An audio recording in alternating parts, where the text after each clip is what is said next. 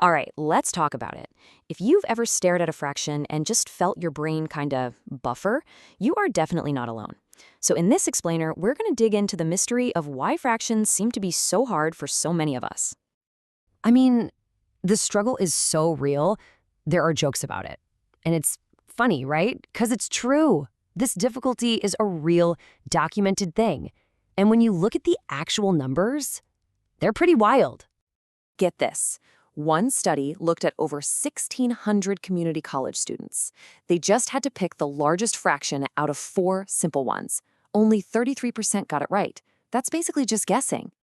And it starts way earlier than college. When a bunch of 8th graders were asked to estimate 7/8 plus 12/13, now think about it. Each of those is almost 1. So the answer's got to be close to 2, right? Well, only 24% of them pick the right answer. So what on earth is going on here? Okay, so this brings us to our first big idea. This is a universal stumbling block. And the most important thing to get is that this isn't some kind of personal failure. Struggling with fractions is a totally predictable cognitive hurdle. It's really the first time our brains have to completely rethink what a number even is, and that makes it a massive gatekeeper for all higher math. So what's the main culprit? Well, it all comes down to a bias in your brain. You could almost call it a whole number hangover. It's this powerful, deep-seated mental habit that scientists have a name for, the whole number bias. Think about it. For our entire childhood, our brains learn one simple, reliable rule. Bigger numbers mean more stuff. It works perfectly for counting your toys or slices of pizza. But then, fractions show up, and our brain just automatically defaults to that old familiar rule. It looks at the top number and the bottom number like they're two separate whole numbers, and that's exactly where everything goes off the rails. And you can see this bias in action right here. You think 2 9s is bigger than 2 7ths? That's your brain screaming, hey, 9 is bigger than 7. You add 1/8 plus 1/8 and get 2 16ths. Well, that's your brain just trying to do 2 separate addition problems. These aren't random mistakes. They are the classic predictable errors caused by our brain's built-in whole number programming.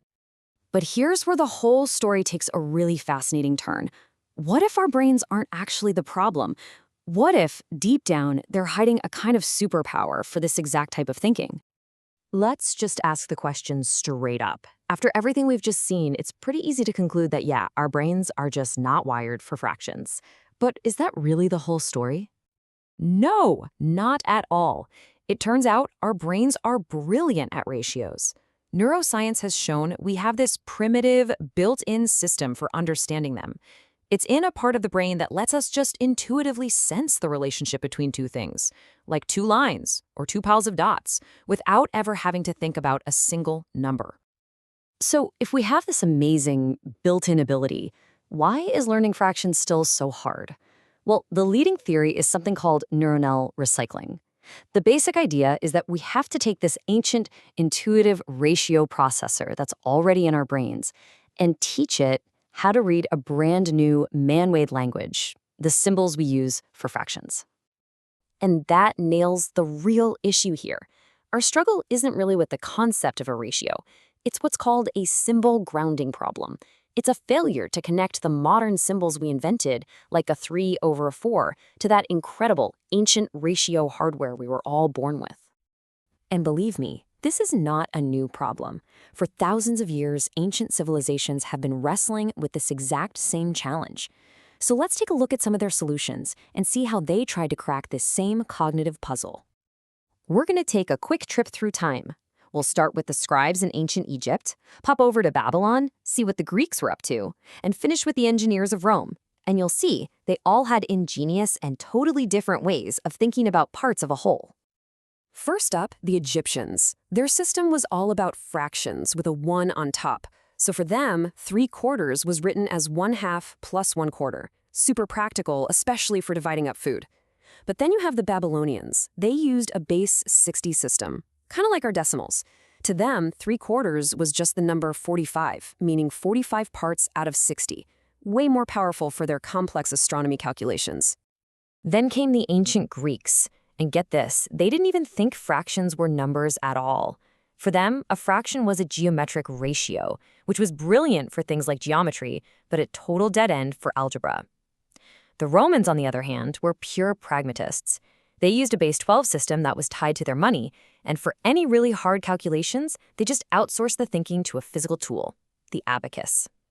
And this really just brings it all home. Look at this. The exact same value, 3/4, represented in 4 completely different ways. For the Egyptians, it's adding up pieces. For the Babylonians, it's a place value. For the Greeks, a geometric relationship. For the Romans, a word. It's such a powerful reminder that our way of writing fractions isn't natural. It's just one of many, many solutions to that same old symbol grounding problem.